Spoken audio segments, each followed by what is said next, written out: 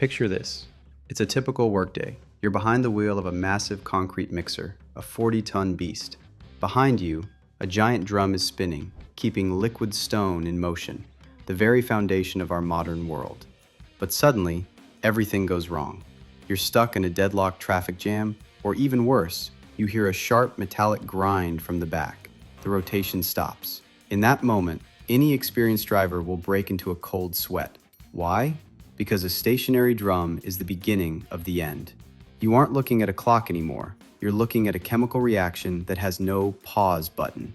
This is the brutal reality of the industry. A mere 15-minute delay can turn your high-end machine into a multi-ton monument to bad luck. In this video, we'll go from the first signs of disaster to the most insane cleaning methods that look more like a war zone than a construction site. Concrete is the second most consumed resource on Earth after water. We live in concrete boxes, drive on concrete roads, and cross bridges built to last centuries. It's a fascinating material.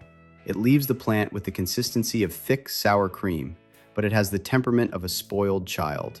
The biggest misconception for beginners is that concrete dries. Concrete doesn't dry, it crystallizes. This process is called hydration. The moment cement touches water, molecules begin to form unbreakable bonds, turning liquid into stone. Under normal conditions, around 70 degrees Fahrenheit / 20 degrees Celsius, you have a golden window of about 90 minutes. But if it's a hot day, that window slams shut in 45 to 60 minutes. After that, the mix loses its slump, gets heavy, and starts sticking to the walls. If the drum stops now, you've officially lost the battle against chemistry. To most people, a mixer is just a spinning barrel. In reality, it's an engineering masterpiece designed for extreme stress. Let's look inside this steel giant. The drum walls are made of high-strength alloy steel, 4 to 8 millimeters thick. But the real magic is inside. Massive steel blades welded in a complex spiral. This is the Archimedes screw. Mixing. When the drum spins clockwise, the spiral pulls the concrete deep inside, constantly folding it to prevent the aggregate, gravel and sand, from settling at the bottom. Discharging. When it's time to pour, the rotation reverses, and the spiral acts like a giant corkscrew, pushing the concrete out.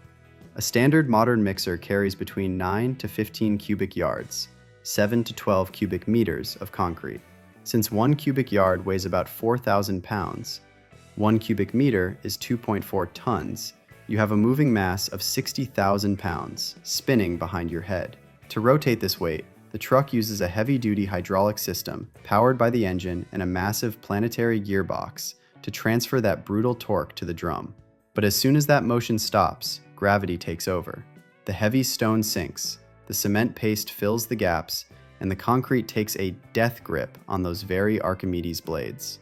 Once it sets, that drum isn't just full, it's fused. From this moment on, a real battle begins. And we are talking about stakes where hundreds of thousands of dollars are on the line. The first method is what we call the last hope, extreme dilution.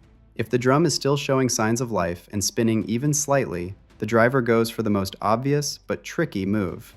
You pump hundreds of gallons of water into the drum, often hitting it with massive doses of chemical plasticizers. The goal is to turn that thickening sludge back into a liquid slurry that the screw can actually push out. It's the cheapest fix and the only way to solve the problem right here, right now. However, you have to remember that concrete is deceptive. Water only thins the top layer. The heavy gravel, pulled down by gravity, has already settled at the bottom, clogging the space between the blades. In the end, you might pour out dirty water, but you'll leave behind a concrete kidney, a solid lump that will only get stronger over time. Then there is the emergency dump, survival at any cost. If you realize you won't make it to the construction site and the mix is getting too heavy, you have to get rid of it. Immediately find a patch of dirt or an empty lot, which is much easier to do in rural areas.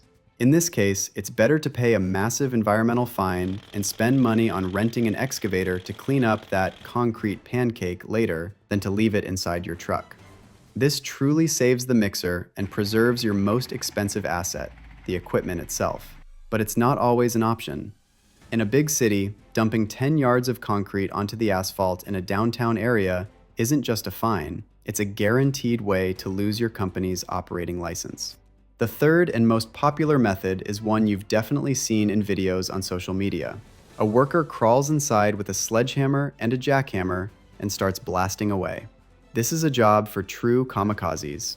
Inside that confined space, the noise is deafening. Dust fills your lungs and tons of concrete hang over your head, ready to fall at any second. The worker chips the monolith off the Archimedes blades bit by bit, pushing it out through the inspection hatch. It's relatively cheap if you don't value the worker's health, and it gets the blades down to bare metal, but it is agonizingly slow. Cleaning one drum can take anywhere from 3 days to a full week. The risk of injury is extreme. Concrete slabs can collapse on the worker, and the constant vibration in a confined steel drum literally destroys your joints and hearing. For a more civilized approach, there is the water laser, high-tech hydro-demolition. This method comes from bridge and tunnel demolition.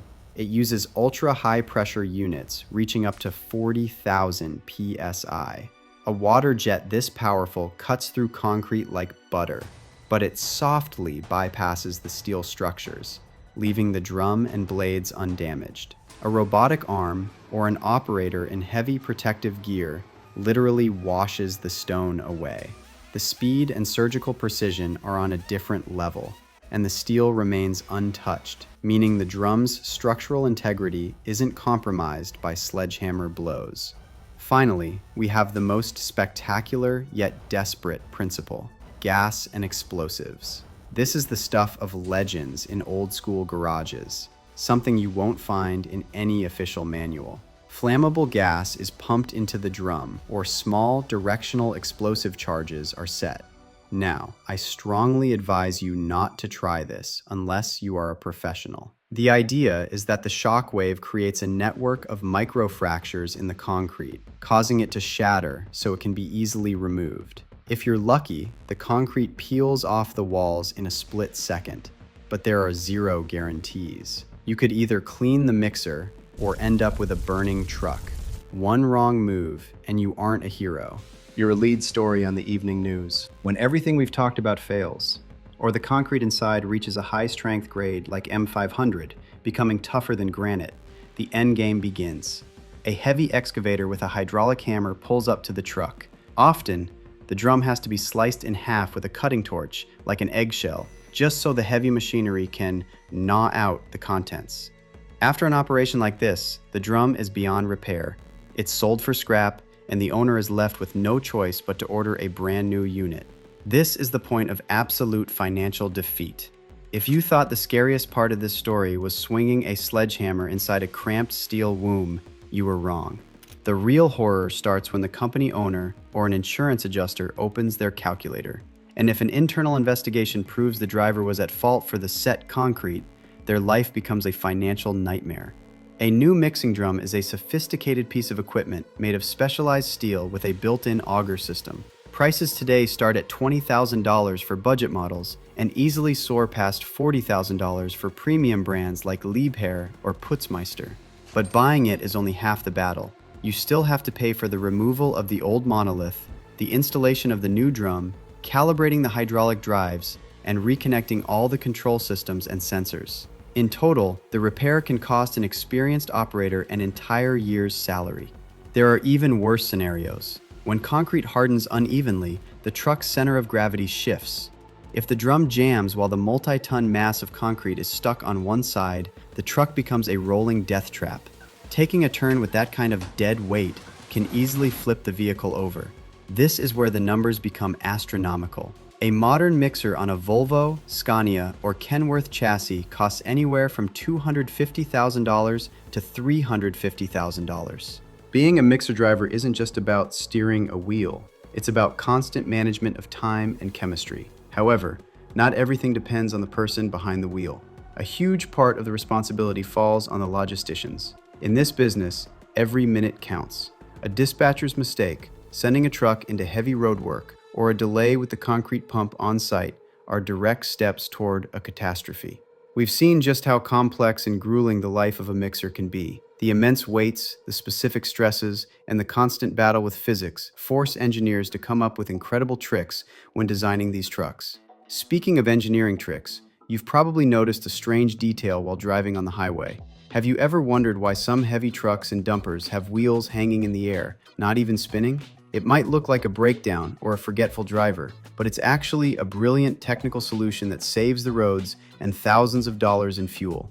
I made a separate video about that, where I break down how tag axles and lift axles work and how they affect the weight distribution of massive rigs. Make sure to check it out.